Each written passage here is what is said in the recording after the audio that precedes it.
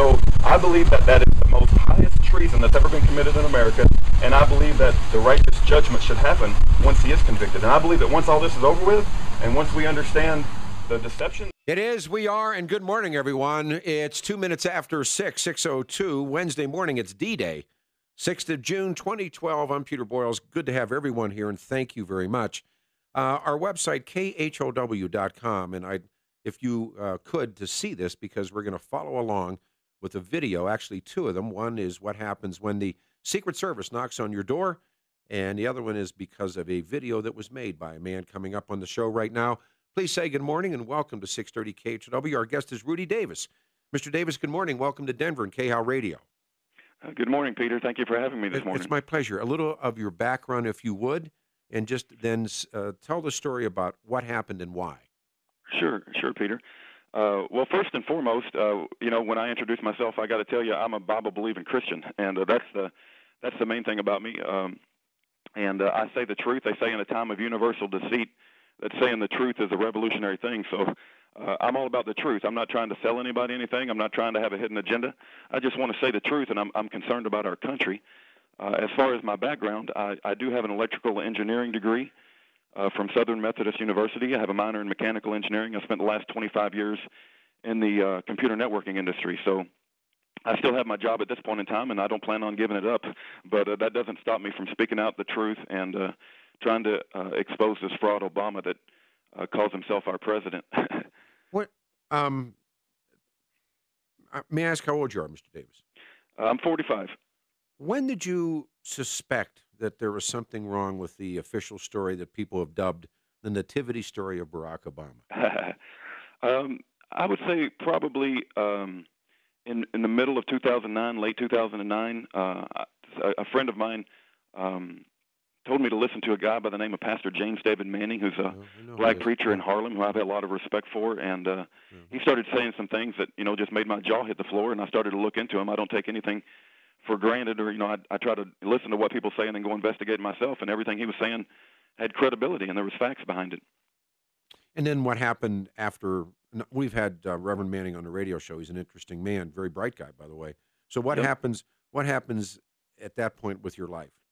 Well, he held a trial, and I started to listen to him and try to piece together the pieces of our so-called president's nativity story, and how much was hidden and how much was not being put forth about his college records, his health records, whether he was had foreign passport, and of course we had that passport break-in, and all of these things just weren't adding up. And so Pastor Manning had a trial, and I went to that trial in May of 2010, and I met my wife in the jury box of that trial. So the Lord has blessed me with a wife that is just as outspoken as I am. And when people say that, well, you shouldn't speak out because you have children, and you should be concerned about your wife. And first of all, my child is grown up, and my wife, it's like they don't know my wife.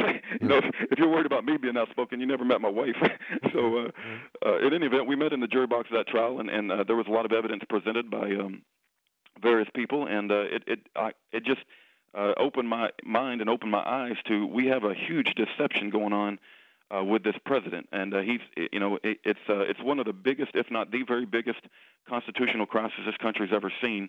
And I've been an activist for that since that trial, and I attended Terry Lakin's court-martial as well, and I've tried to keep up with the Terry Lakin story, and I consider him a friend.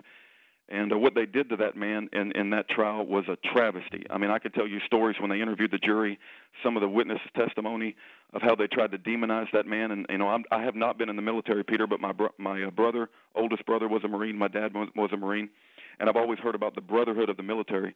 And I cannot believe this country stood by, and I cannot believe what I saw in that trial, where they turned on that man who had a 15-year spectacular service record. And service to this country, and how they turned on him simply because he was a man of conscience and wanted to stand up for the truth. And to see some of the testimony of his fellow servicemen and how they tried to demonize him was absolutely horrific. It was horrific to me to watch that. So if we were to ask you, by the way, you can go to our website, KHOW.com, and the reason that we have found out about Mr. Davis, there's many, by the way, I should say, there are many Rudy Davises across the country. And there are simply people who do not believe the official story of the President of the United States. And you can put me on that list because I do not believe the official story. And in fact, just FYI, Mr. Davis, in Sunday's Denver Post, I was named the number one. I was named the worst or the birther in college. And actually, congratulations, Peter. I think that you should wear that with a badge of honor. And actually, they put Terry down as number 2, and I said, no, Terry. All the other guys on the list risk a lot more. I just do a radio show, and everyone should be light years behind Terry Lakin. But having said that, there are plenty of people like you. Why do you think and when did the Secret Service come to your home? I believe you live in Texas. If I did my research, yes, sir. Yeah. Well, where exactly and what happened? Well, they came out. Let me just share also quickly that we had an event on May the 26th. And that event, we had speakers come in, and I have a very brave pastor. His name is Pastor Stefan Brogan with Fair Park Bible Fellowship Church, and we had a constitutional election summit, and we wanted to bring in speakers that spoke about the eligibility issue. Now, to find a preacher that will allow Pastor James David Manning as one of the speakers, Pastor Carl Gallups. If you guys are not aware of Pastor Carl Gallups, you definitely need to be because this man can speak about this issue. Mickey Booth, Dr. Orly Tates, Wally S. Drake, Alfred Dask, and these speakers came in that day, and we had a full-day meeting from 9 to 5 where these speakers came in and spoke about the eligibility of Obama. And it was an amazing day of just speaking the truth. It was like it's a warm feeling in your heart, makes you just like to hear somebody speak the truth in a public way. And that was done all day long. We had speaker after speaker after speaker, and Dr. Orly Tates did a great job.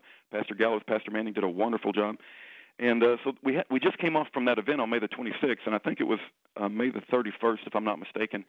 I was having dinner with my son, and 2 men arrived, and there was 2 cars. Only 2 men that came to the front door, and I was not home. And they identified themselves as the Secret Service, and my wife was on the upstairs. And she said that he's not home right now.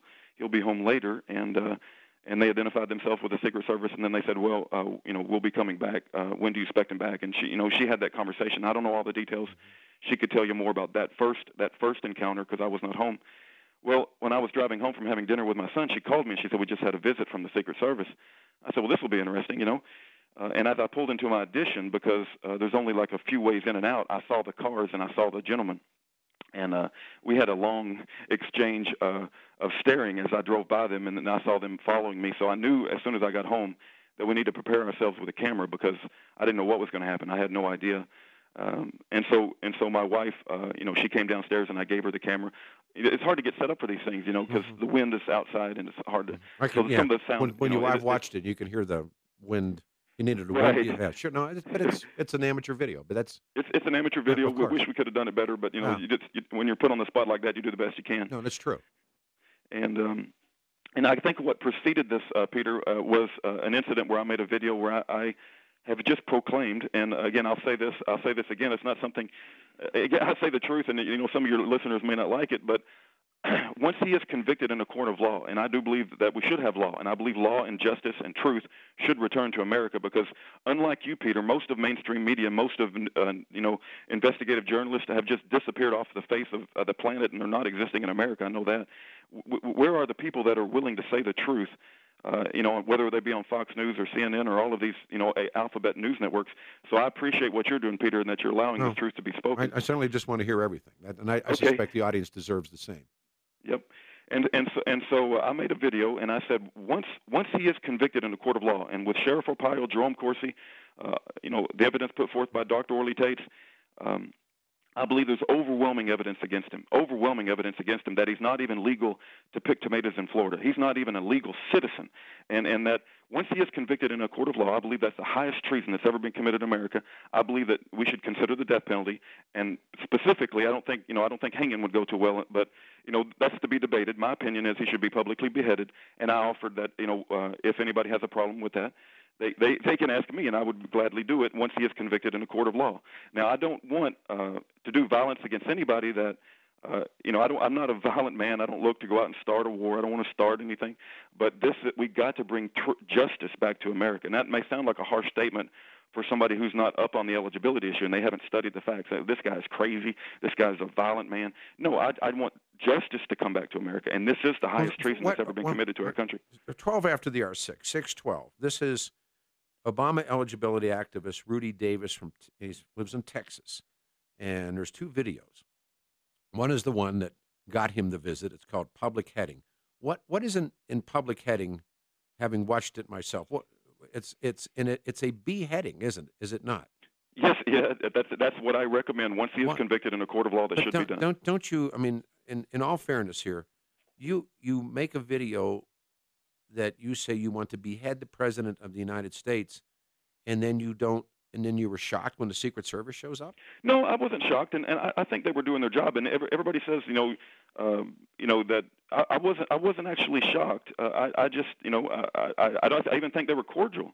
I don't even think they were out of line. If they came and visited me, and they did what they considered their job. And people have told me, well, you should have been quiet. You didn't have to answer any questions. You gave a bad example for all the other patriots. And my response to that, I've got a really long response. But I yearn to talk about this stuff. It's like if the devil showed up on my front porch, I would talk to him about it. But why I mean, seriously, I mean, as you know, the so-called birther movement has been marginalized and attacked and called racist and all these different things that anyone. I mean, the press won't ever respond to the questions. Don't you think that you gave them the ammo, Mr. Davis, that they needed to even further demean anybody who asks the questions about the life and times when you come up with a video? Seriously, I'm serious as hell about this. Mm-hmm. I mean, do you think that posting a video on YouTube titled "Public Beheading" that people can see? No, That's craziness. No, I don't think it's craziness. I mean, people can say that I'm being a bad example and like trying to put the birthers in a bad light, but I'm saying what I believe is in my heart. And I'll say this too. I'm very disappointed in Donald Trump. When Donald Trump gets the chance to speak in front of the media, he says he wants to talk about jobs in China. And Greta Van Susteren asked him, "Well, sure. give us some names, Donald." That was a perfect opportunity for Donald to mention Jerome Corsi, to mention Dr. Orly Tates, and he said, "I don't give any names." Well, one thing for sure is Trump has kept the drive alive, and he's back on target again, talking now about, let's take a look at these entrance papers and the rest of those things. But I mean, in fairness, and let me ask you this. Yeah, sure. Let me ask you a question. If he is convicted in a court of law, and if he's not eligible to pick tomatoes in Florida, if that's true, right, and we both agree there's some evidence to suggest that is, would you not agree that the proper sentencing and the proper penalty? No, you wouldn't. No, wow! I can't. He's usurped the commander in chief of our sons and daughters in the military. Would you have beheaded Richard Nixon? No. I would have made sure he went to prison. We're talking about don't you think that Richard Nixon, when he resigned, the rest of his life he lived with that horrible shame of what he had done? Look, Richard Nixon was at least an American citizen. I understand all that, but you can't use that to say this. In other words, I thought it's so over the top and so out of line to do this. I mean, I have spent 5 years on this story, and I think I'm qualified to have conversations about the life and times of Barack Obama and what's missing. But when someone someone, Mr. Davis, like you, does this, that's all that's needed to make the case for the craziness of the movement. I mean, it doesn't. We have an honest disagreement, Peter, and I respect that. I think. I'm sorry. No, I don't think you should have done it. Okay, I understand where you're coming from, but I believe that usurping knowingly, because he's knowingly put out a forged birth certificate, knowingly done it. He's knowingly usurped the power of commander-in-chief. He's knowingly usurped our nuclear code. But see, now let me take a break here and come back with you. Okay. Now, Mr. Davis made the issue about you. Hang on, Rudy Davis. You can see both of these videos.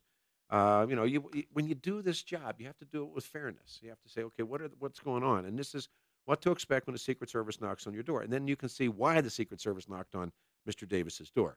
630 KHOW, we are Denver's talk station.